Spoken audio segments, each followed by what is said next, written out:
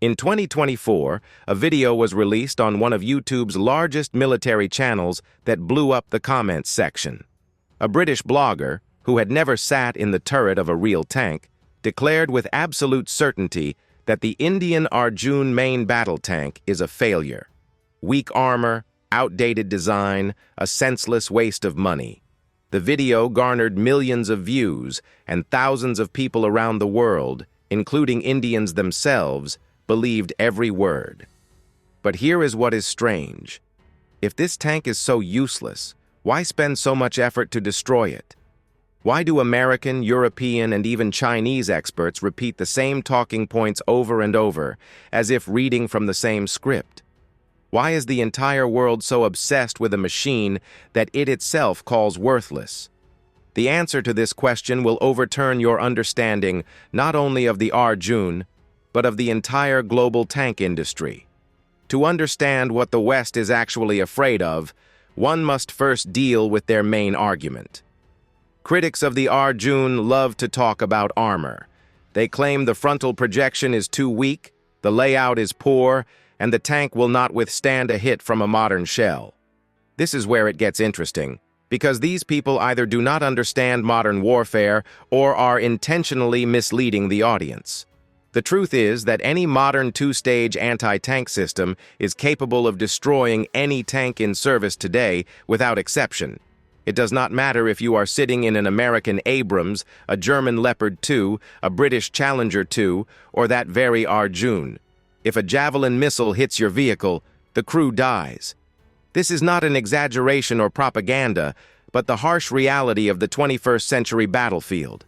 The only thing truly capable of saving a tank from such a strike is an active protection system that intercepts the missile while it is still on approach. The cost of such a system ranges from $1 to $3 million, and it is not installed on every vehicle, even in the wealthiest armies in the world. So, talk about the thickness of the Arjun's armor is a conscious substitution of concepts, an attempt to divert attention from what really matters. But let us check how those same invincible Western tanks behave in actual combat rather than in Hollywood movies. We are all used to the image from American cinema where an Abrams crushes enemy equipment and emerges without a single scratch. The United States loves to show footage from the Iraq War, where their tanks shot at Soviet T-72 tanks of the Iraqi army with virtual impunity. Remember those videos where the turret of a T-72 flies into the air after a hit, flips, and falls back with a crash? These shots became a symbol of Western superiority, proof that their equipment is the best in the world and everything else is scrap metal. Then the war in Ukraine began, and everything went off script. Those same T-72 tanks, which in Iraq supposedly could offer nothing against the Abrams, suddenly began to fight American machines on equal terms. Moreover, documented cases appeared where an ordinary T-72, using a standard armor-piercing, fin-stabilized, discarding sabot shell, penetrated the frontal armor of an Abrams and destroyed the entire crew. America immediately rushed to save its reputation, stating that the Abramses sent to Ukraine did not have the depleted uranium armor that Washington refused to supply. It sounds like a convenient excuse, considering that the Russian T-72 tanks also fired ordinary shells without a uranium core, which even Pakistan possesses. Nevertheless, the Abrams was destroyed. But the Abrams is far from the only Western tank to lose its aura of invulnerability. The Israeli Merkava, which for decades was called one of the most protected tanks on the planet, burns from rocket-propelled grenade shots in the hands of Palestinian fighters. The British Challenger 2, the pride of the Royal Tank Corps and the most technologically advanced tank in the entire NATO bloc, was defeated by ordinary mud, getting stuck up to its turret and turning into a stationary target. The German Leopard 2, which was called the best tank in Europe, was destroyed by the Russian Kornet anti-tank system, and the Russian T-90, for all its power, sustained serious damage after an American Bradley infantry fighting vehicle hammered it with a 25mm cannon for over 10 minutes. Each of these tanks costs tens of millions of dollars. Each was positioned as the pinnacle of engineering thought, and each proved vulnerable in real combat. So why do global media and military bloggers continue to mock specifically the Arjun? Why do they try so desperately to discredit the Indian defense industry while closing their eyes to the failures of their own equipment? The answer lies not in a military plane, but in an economic one, and it is much filthier than you think. India has remained one of the largest buyers of armaments on the planet for decades.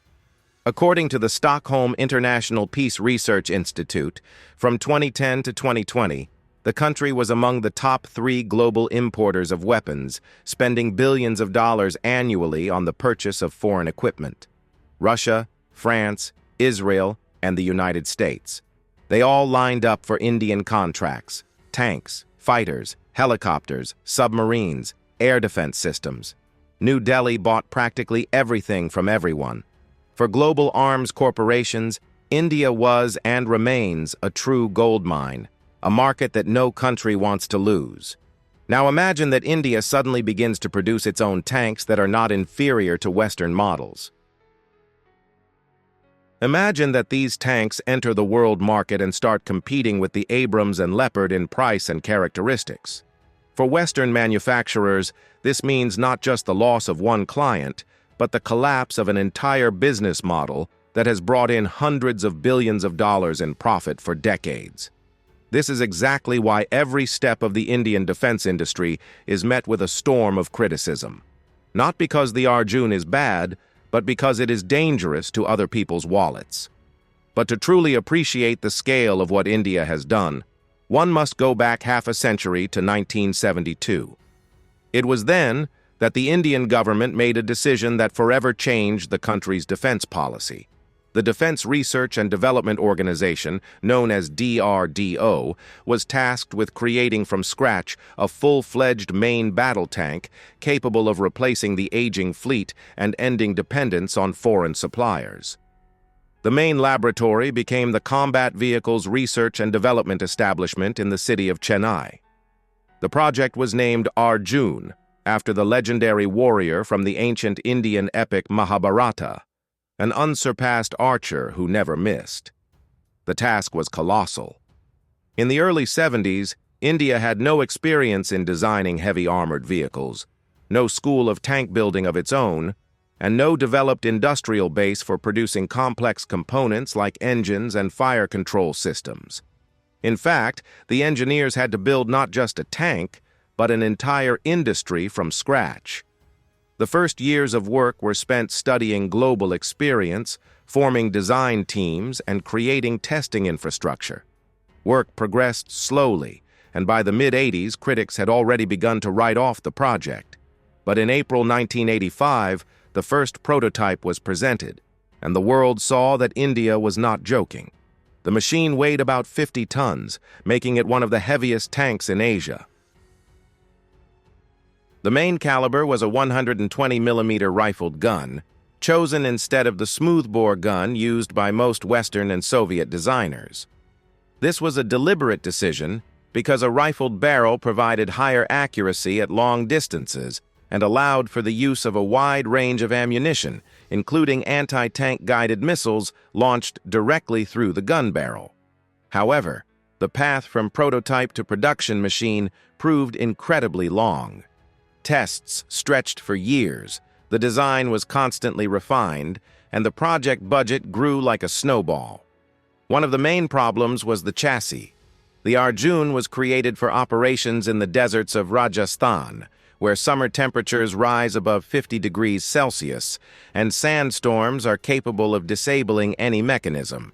The hydrop pneumatic suspension chosen by the Indian designers provided excellent ride smoothness and allowed for firing on the move with high accuracy, but it required a completely new level of technology that the country did not possess at the time. Simultaneously, another serious difficulty arose: the automated fire control system. Indian engineers wanted to create a system that could detect and hit targets day and night in any weather at distances exceeding 2 kilometers. This required thermal imagers, laser rangefinders, ballistic computers, and software linking all of this into a single system. Each of these components had to be either developed independently or purchased abroad, and foreign suppliers were not always eager to share their best technologies with India. Nevertheless, despite all the obstacles, by the end of the 90s, the Arjun began to take on the real shape of a combat machine capable of standing alongside the best tanks in the world.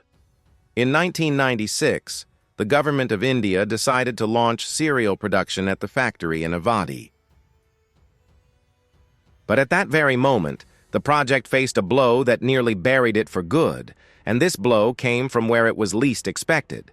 The heart of any tank is the engine, and it became the main pain point of the entire Arjun project.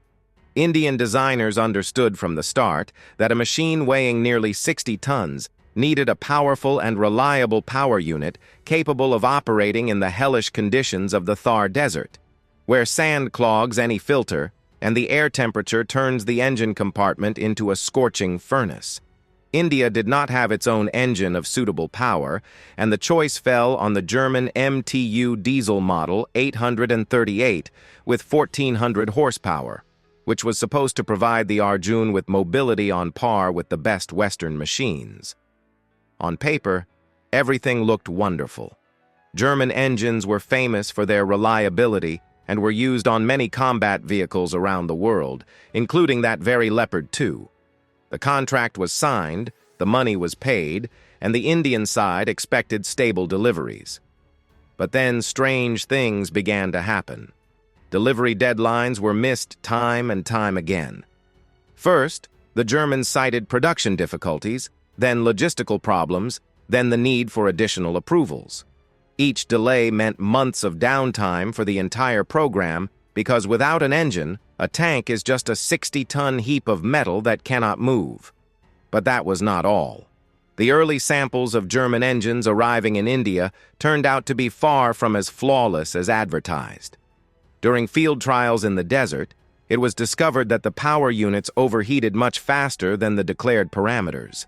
The cooling system could not cope with extreme temperatures, and fuel consumption significantly exceeded calculated indicators. The fire control system stopped working stably at temperatures above 42 degrees Celsius, which was revealed specifically during desert trials in Rajasthan. Indian engineers had to repeatedly rework the engine and transmission compartment, adapting the German engine to conditions for which it was not originally designed. Was this simply negligence, or was there something more behind the constant delays? Many in the Indian defense community still believe the delays were not accidental. Germany itself is a major exporter of armored vehicles, and the emergence of a competitive Indian tank on the market directly hit the interests of German arms concerns. By slowing down deliveries of a key component, it was possible to stall the entire project for years, inflate its budget, and undermine the Indian government's trust in its own defense industry. This tactic worked. With each year of delay, military dissatisfaction grew. Parliament demanded explanations, and the press shouted louder and louder about the program's failure. Nevertheless, the designers from Chennai did not give up. Serial production was launched in 2006 at the Heavy Vehicles Factory in Awadhi, and the first tanks began to reach the Indian Army in the fall of 2007. A total of 124 machines of the Mark I modification were built, which entered the 43rd and 75th Armored Regiments stationed in the state of Rajasthan. But the Army accepted these tanks without much enthusiasm. The military was used to the Russian T-72 and T-90, which were easier to maintain, lighter in weight, and did not depend on German components. The situation was so dire that until 2016, the supply of spare parts was not established, and only a quarter of Arjuns remained operational by cannibalizing other machines for parts. Then an event occurred that silenced the skeptics. In March 2010, the Indian Army conducted comparative trials in which the Arjun Mark I competed directly with the T-90S. The tanks competed in shooting accuracy, cross-country mobility, target detection speed, and system reliability in desert conditions. The result shocked everyone who had written off the Indian machine in advance. The Arjun showed higher hit accuracy at long distances, demonstrated excellent ride smoothness thanks to its hydropneumatic suspension, and operated confidently in heavy dust conditions. The Indian tank did not just match the Russian machine. In a number of parameters, it surpassed it. These results gave a powerful boost to the further development of the project. The designers were given the go-ahead to create an improved version, the Arjun Mark 1A. In February 2011, DRDO officially announced the completion of the new modification, which incorporated 72 new features that significantly affected the firepower, mobility, and protection of the machine. The tank was fitted with improved explosive reactive armor capable of withstanding hits from high-explosive anti-tank munitions. The fire control system was completely redesigned and received new thermal imaging sights, allowing the commander and gunner to simultaneously observe the battlefield in total darkness. The problem faced by the Arjun actually goes far beyond a single tank project. Dependence on foreign components has become a true curse for the entire Indian defense industry. The tank proved to be only the most vivid example of this systemic illness. When the Arjun first entered service, about 60% of its components were imported from abroad, including the power plant, transmission, and gun control system. Exactly the same story was repeated with the Tejas light combat aircraft program, which India developed almost concurrently with the Arjun. The project started in 1983, and it was expected that the new fighter would replace the aging MiG-21 in the Indian Air Force. But the engine again became a stumbling block. The domestic Kaveri gas turbine unit, which Indian engineers struggled with for nearly 20 years, never reached the required characteristics. As a result, the Tejas had to be fitted with an American General Electric engine, which meant new dependence, new conditions, and new levers of pressure. The same pattern was observed in naval programs. Indian Shivalik-class frigates carried a mix of Russian, Israeli, and European weapons systems. Scorpion-class submarines were built under a French project with a technology transfer that proceeded painfully slowly. Even the domestic aircraft carrier Vikrant, launched in 2013, needed Russian MiG-29K fighters to complete its air group. Everywhere India turned, it hit the same wall: the absence of a full production cycle for key components on its own territory. Realization of the scale of this problem did not come immediately, but by the mid-2010s, the Indian leadership began to act.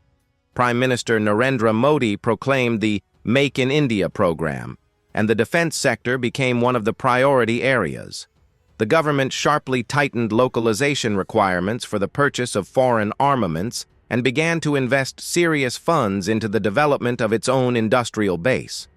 For the Mark 1A modification, the goal was set to bring the share of Indian components to 90%, primarily through the localization of production for the German MTU engine and Renk transmission at Indian factories. Here it is worth mentioning what lies behind the dry figures of tactical and technical characteristics. The Arjun is not just a tank, but a platform. Therein lies its main value. A machine weighing about 68 tons in the Mark 1A modification possesses a huge modernization reserve that most competitors lack.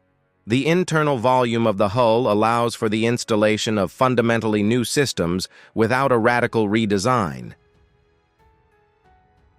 This is why Indian engineers are already working on deep modernization options, capable of turning the Arjun into a machine of a completely different generation. The first and most important direction is a fully automated unmanned turret. In this case, the crew is placed entirely in an armored capsule inside the hull, which radically increases their survivability if the turret is hit.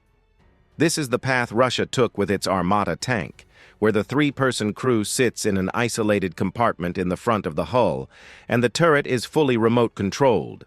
Thanks to its dimensions and internal space, the Arjun is ideally suited for such a conversion. This is not a fantasy, but a real design direction being worked on by specialists from Chennai. The second direction is the installation of a new generation active protection system. The Israeli trophy system, installed on Merkava tanks, has already repeatedly intercepted anti-tank missiles and grenades in real combat conditions. Russia developed its own Afghanit complex for the Armata platform. India is working on its own system, and the Arjun is considered the primary carrier for its integration. The third direction concerns the most painful topic, the engine. Indian engineers have been working for several years on creating a fully domestic power unit, which should forever free the program from dependence on foreign supplies. According to available data, we are talking about a diesel engine with a power of over 1,500 horsepower, capable of operating in the extreme temperature conditions of Rajasthan without loss of performance. If this project succeeds, the Arjun will become the first fully Indian main battle tank in the country's history, a machine where every bolt is made on Indian soil. According to expert estimates, India will need about $10 billion in targeted investment to complete the full localization cycle and mass production of the Arjun. The sum sounds impressive, but for a country with the third largest economy in the world by purchasing power parity, it is a manageable figure, especially considering that these investments will return manifold. The global armored vehicle market has remained a closed club for decades, with only a few select players admitted. The United States sells Abramses to its Middle Eastern allies. Germany supplies Leopards throughout Europe and Southeast Asia. Russia exports T-90s to dozens of countries, from Algeria to Vietnam. In recent years, South Korea burst onto the market with its K-2 Black Panther tank, which Poland has already purchased. This market brings in tens of billions of dollars annually, and every new player on it is perceived by the others as a direct threat. India is still absent from this club. A country with a population of nearly 1.5 billion people, possessing the fourth largest army on the planet and nuclear weapons, has not sold a single domestic tank abroad. At the same time, the Indian Army operates over 4,000 tanks of various types and is one of the largest operators of armored vehicles in the world. The paradox is that a country that buys other people's tanks by the thousands cannot sell even one of its own. This is not about the quality of the Arjun, but the fact that the Indian defense industry was simply not allowed to enter the world stage until recently. But the situation has begun to change. In 2021, India officially announced its intention to bring annual arms exports to $5 billion by 2025. The country already supplies artillery systems, light helicopters, and missile systems to a number of states in Southeast Asia and Africa.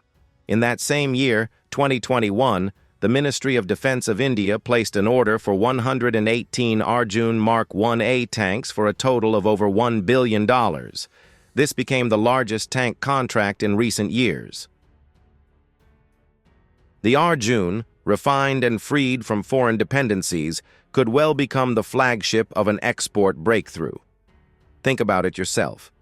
Dozens of countries around the world need modern main battle tanks, but cannot afford an Abrams for $15 million or a Leopard 2 for $20 million. For them, the Arjun, with its 120mm gun, modern fire control system, explosive reactive armor, and the ability to launch guided missiles through the barrel, would be a true gift, especially if its price turns out to be half that of Western analogs.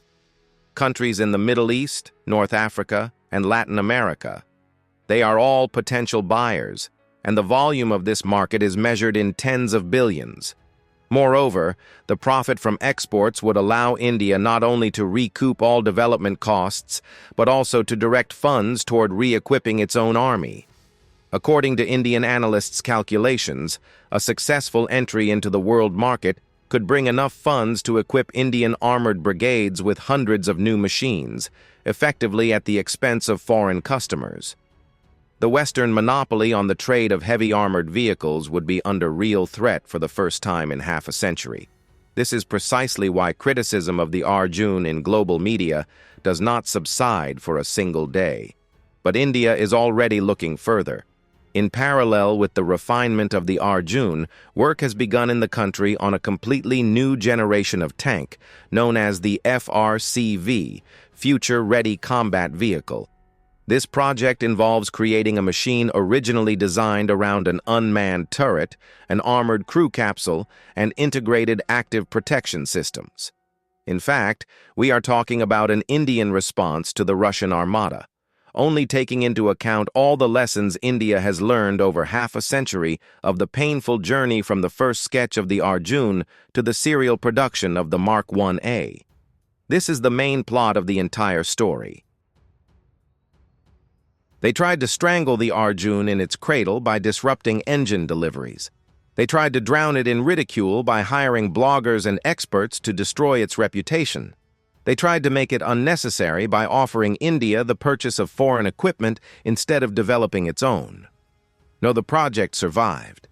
124 machines of the first modification stand on the border in the Rajasthan desert.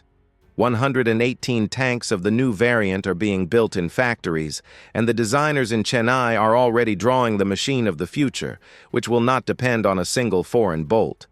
That same British blogger with whom our story began will surely release a new video soon, telling again how bad the Indian tank is. But now you know the truth. And the truth is that people only hate those they fear. If you like this story, give it a like. It helps the channel grow and release new videos for you. Write in the comments which piece of equipment you would like to hear about next. And be sure to subscribe so you don't miss the continuation.